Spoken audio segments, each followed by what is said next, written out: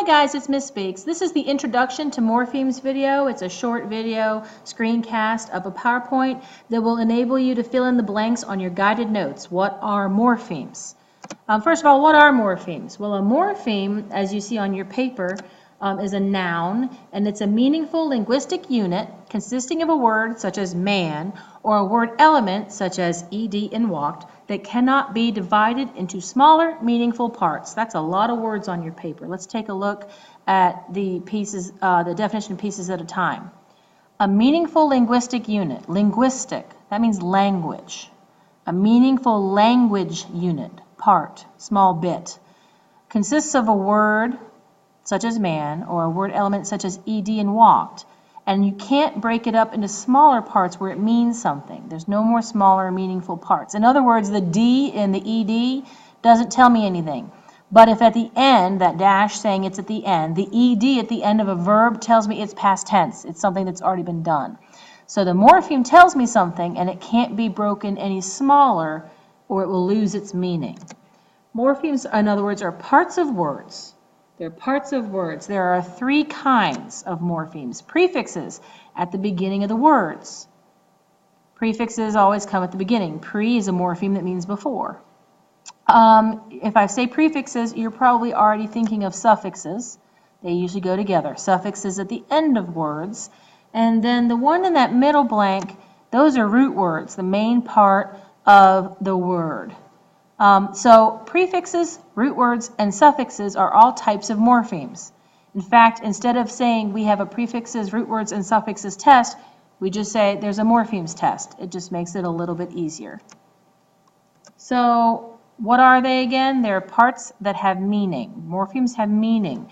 And it's something like, for example, pyro meaning fire.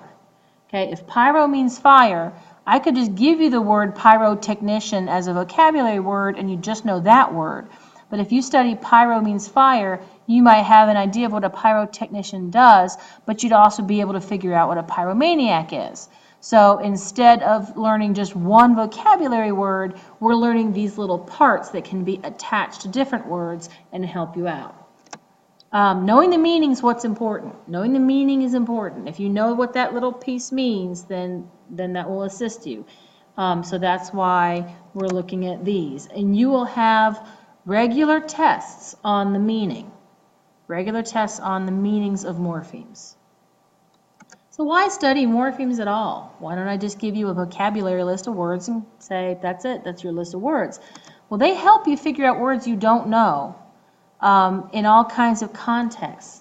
On the EOG or any other standardized test, on your quizzes and tests in school, when you take tests and quizzes and come across a word, there are a lot of morphemes that could come up in those words, and it might help you to perform better. Also, when you're reading your textbooks, science textbooks are full of morphemes.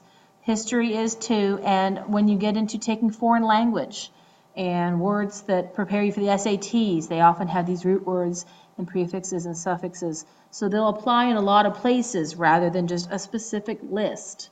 Of course, when you're reading a novel, that always is a possibility too. You come across words in your independent reading or in a book you're reading for fun or with the class. Those meanings, knowing what they are, will help you read more fluently and know what those words are without having to stop and wonder. So I mentioned morphemes tests. What about these morphemes tests, Ms. Speaks, you're mentioning? I know we've done something similar, but what about your tests? First of all, mine are always announced ahead of time. The tests are always announced ahead of time. I will not pop quiz you on morphemes. So you'll know what morphemes to expect and when. But that may not impress you, so how about this? You have all the information in advance. All the information in advance. I'm not going to withhold any information that you then have to be surprised with. You have a copy of the test with all the answers. I defy you to go ask one of your other teachers for a copy of the test with all the answers ahead of time. You're going to know what morphemes are on there, what information the test needs to include or will include, and all the answers to it. Of course, all that leaves for you is to make sure that you study. You've got to study and be ready to go. If you don't study and you do poorly, you may retake a morphemes test. There are a few rules about that, though. I used to have the rule it had to be below an 80. I've removed that rule. So you can write score below 80 on the test, but then you can cross it out because I've removed that rule last year. Get the original Morphemes test and complete a request to retest. I can get you copies of those. Let me know how long you studied before and what you're going to do differently. Otherwise, the next test won't go any differently.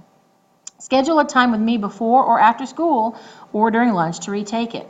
You need to come see me and say, I have a request to retest. I've completed it for this Morphemes test, and I want to take it Wednesday at lunch or something like that, so that I can get you set, ready to go. And the last one, retake this within 5 days of getting the Morphemes test back or the score back, because you're not allowed to say, do poorly on Morphemes all quarter long, and then the week before grades close, sit down and take all the tests. It needs to happen as you are noticing you need to take care of the grades. I believe that's it. I hope this helps you understand better understand what morphemes are, why we study them, why we do them instead of lots of other regular vocabulary lists and things that other classes do. See me with any questions or put questions in the comments on Emoto, and I'll see you tomorrow.